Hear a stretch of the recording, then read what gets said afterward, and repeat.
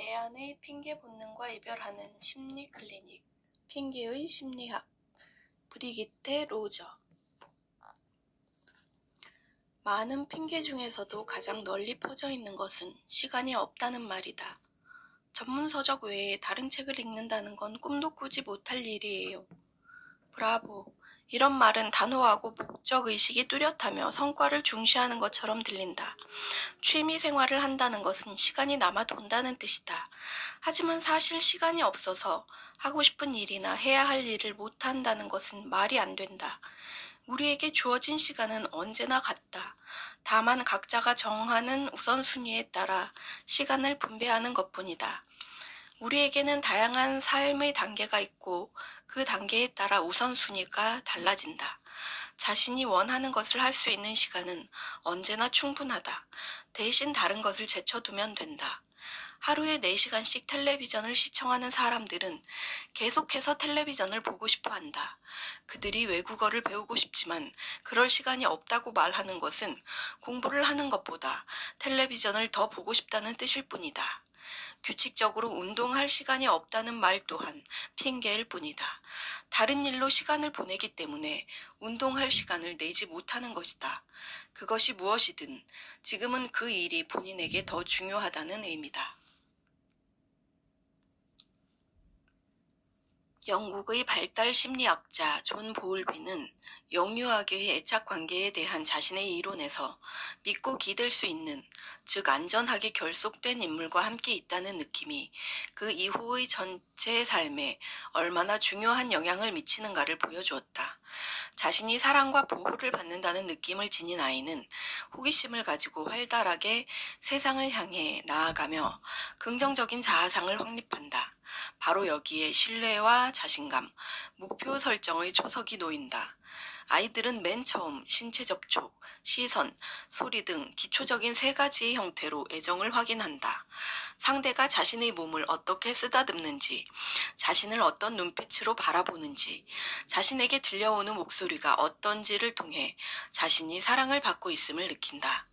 애착관계에 있는 인물이 어떤 사람이며 자신이 맺고 있는 관계의 질이 어떤지 나름대로 평가하게 되는 것이다. 관계의 질은 생존이 걸린 문제다. 아이들은 보살핌을 받아야만 살아남을 수 있기 때문이다. 이성으로 파악할 수 있는 능력이 생기기 전까지 아이들은 몸 전체를 통해 알아간다. 애정이 넘치는 관계인가 아닌가의 문제가 무엇보다 우선시되는 셈이다. 그러므로 상호관계의 측면이 왜 이야기 내용보다 더 중요한지 의문을 품을 이유는 없다. 우리의 1차적 관심은 상대방이 나를 어떻게 생각하고 어떤 식으로 바라보는가 하는 것이기 때문이다. 난 원래 그래. 천성을 바꿀 수는 없잖아. 어쩔 수가 없어. 이 말은 변화를 거부하는 가장 강한 반론이다. 또한 자신의 성격이나 행동이 고정불변으로 정해져 있어서 마음대로 결정할 수 없다는 뜻이기도 하다. 내가 그토록 참을성이 없는 것도 천성이기 때문에 어쩔 수 없다는 것이다. 모든 것은 급한 성질의 유전자 탓이다. 좀 조심스럽게 운전할 수 없어? 없어. 이것도 조심스럽게 하는 거야. 내 몸이 속도를 원하기 때문에 어쩔 도리가 없다면 차를 몰고 있는 이 몸은 도대체 누구란 말인가? 난 한 사람에게만 충실할 수가 없어. 이 말은 분비되는 호르몬을 내가 통제할 수 없으니 어쩔 수 없다는 뜻이다. 난 원래 그렇다는 말은 나로서는 할 수 있는 게 아무것도 없다는 의미다. 그러나 내가 아니면 도대체 누가 있단 말인가? 나는 누구에게 내 책임을 넘겨주었단 말인가? 그리고 내 책임을 기꺼이 떠맡는 그는 도대체 누구란 말인가? 우리 집안의 유전이야. 이 말 역시 그와 같은 면책권을 주장하는 것이다. 결정과 행동 그리고 의식적인 심사숙고의 가능성을 스스로 거부하는 것이다. 우리 할아버지도 다혈질이었고 우리 형도 마찬가지였어. 나도 마찬가지야. 신분증에 제14대 다혈질이라는 특별한 꼬리표라도 달아줘야 할까? 언제 결정을 내릴 거야? 이럴까 저럴까 생각만 하고 있을 수는 없잖아. 내가 소띠라는 거 알잖아. 소띠는 원래 느려서 빨리 결론을 내릴 수가 없어. 이것 또한 자기 개인의 책임을 회피하는 것이다. 내가 너를 지배하려고 든다고? 내가 사자자리여서 그래. 별자리 탓이라는데 누가 뭐라고 할 수 있겠는가? 우리의 삶은 유전적 기질이나 별자리에 좌우되는 것인지도 모른다. 나 또한 그와 같은 영향을 완전히 부인하지는 않는다. 다만 그런 것들이 얼마나 오랫동안 자신에 대한 합리화를 하는데 쓰였는지 생각할 뿐이다. 행동 방식이나 습관을 성격이나 집안의 교육 환경 탓으로 돌리면서도 자신의 어린 시절이 끼친 영향에 대해 생각하는 것은 무의미하다고 여기는 사람들이 있다. 사실 어린 시절에 대해 깊게 생각하는 것은 그것을 통해 뭔가를 배우고 자신을 더욱 발전시키겠다는 목표가 있어야만 의미가 있다.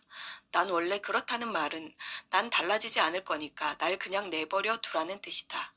더 이상 대화를 나누거나 함께 생각할 여지가 없다. 예민한 사람은 원래 금방 상처를 입는다는데 어쩌겠는가?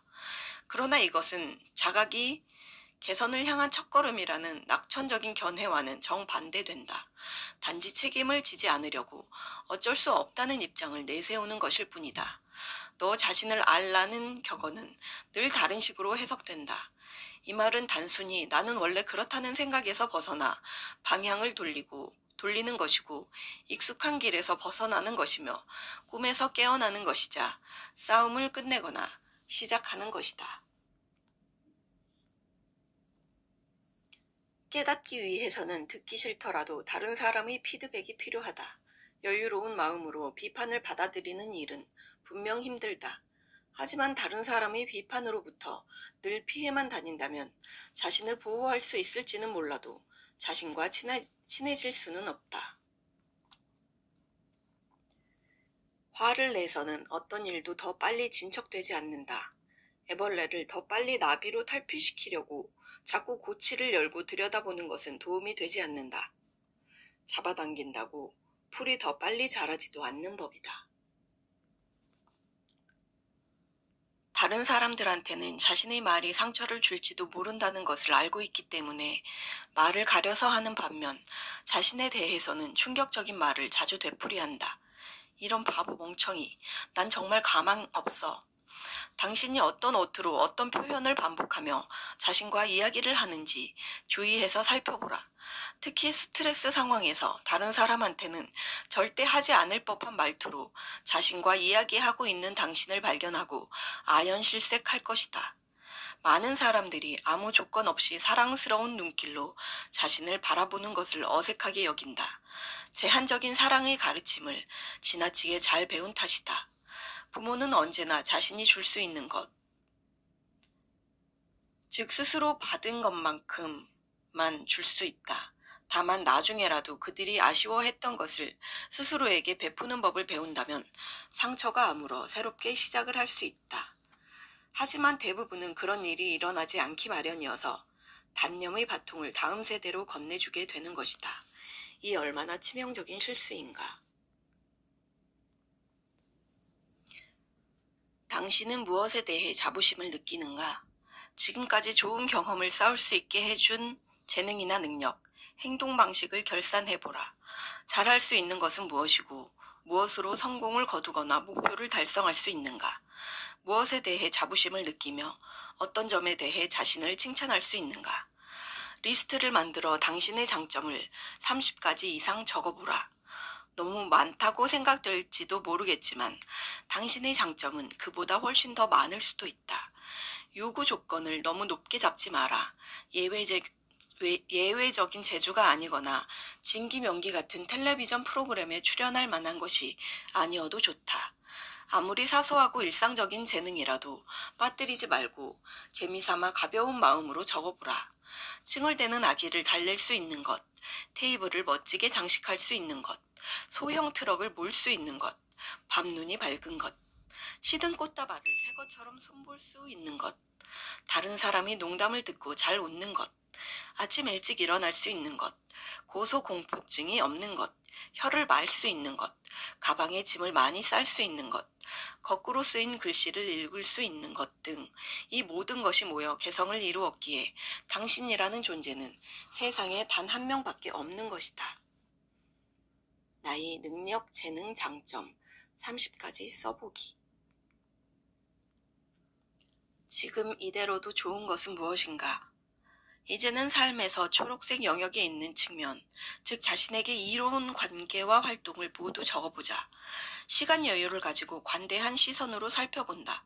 언제나 바람직하기만 한 관계는 없으며 그 어떤 직업이나 명예직, 취미, 이웃, 정원 같은 것도 날마다 항상 좋을 수만은 없다. 언제나 좋은 것만 생각하면 열거할 수 있는 것이 너무 적어진다.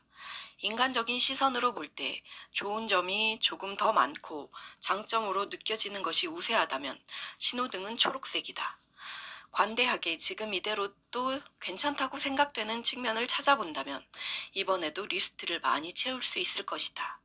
사랑하는 사람들, 오랜 또는 새로운 친구들, 좋은 지인들, 언제든 함께 일하고 싶은 직장 동료들, 운동을 같이 하는 친구들, 중요한 역할을 하지는 않더라도 잊을 수 없는 주변 사람들, 정말로 중요하게 여기는 직업적 측면들, 성향이나 취미, 여가 활동, 모든 근심을 잊게 해주는 새끼 고양이, 일기장, 부엌 등 당신의 삶을 긍정적인 것으로 만들어줄 가능성은 무궁무진하다. 그것을 한 번씩 되짚어보는 것도 그만큼 중요하다. 지금 이대로도 좋은 것 30가지 적어보기.